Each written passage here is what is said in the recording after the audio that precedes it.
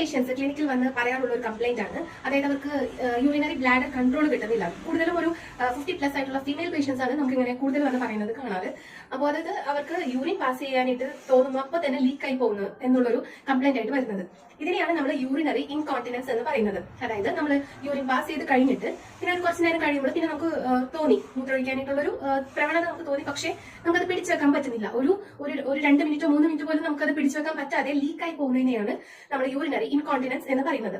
അപ്പോൾ ആർക്കൊക്കെയാണ് ഇത് വരുന്നത്, എന്തൊക്കെയാണ് ഇത് വരാനുള്ള കാരണങ്ങൾ, എങ്ങനെയൊക്കെ നമുക്ക് അത് തടയാം, എന്തൊക്കെ നമുക്ക് വീട്ടിൽ ചെയ്യാൻ പറ്റും, അങ്ങനെ ബ്ലാഡർ കൺട്രോൾ കൂട്ടാനുള്ള എന്തൊക്കെ എക്സസൈസുകൾ നമുക്ക് ചെയ്യാൻ പറ്റും, അതെല്ലാം നമുക്ക് നോക്കാം. യൂറിനറി ഇൻകോണ്ടിനൻസ് ഏത് ഏജിലും വരാം, പക്ഷെ കൂടുതലും പ്രായമായവരിലാണ് ബ്ലാഡർ കൺട്രോൾ കുറഞ്ഞു വരുന്നത് കാണുന്നത്. പല കാരണങ്ങൾ കൊണ്ടും ബ്ലാഡർ കൺട്രോൾ കുറഞ്ഞു പോകാം. ഒന്ന്, സ്ട്രെസ് ഇൻകോണ്ടിനൻസ്. അതായത് നമ്മൾ എന്തെങ്കിലും പ്രഷർ ബ്ലാഡറിന് കൊടുക്കുമ്പോൾ, അതായത് ചുമയ്ക്കുക, തുമ്മുക, സ്ട്രെയിനസ് എക്സസൈസ് ചെയ്യുക, ചിരിക്കുക തുടങ്ങിയവ ചെയ്യുമ്പോൾ യൂറിൻ ലീക്ക് ആകുന്നതിനെയാണ് സ്ട്രെസ്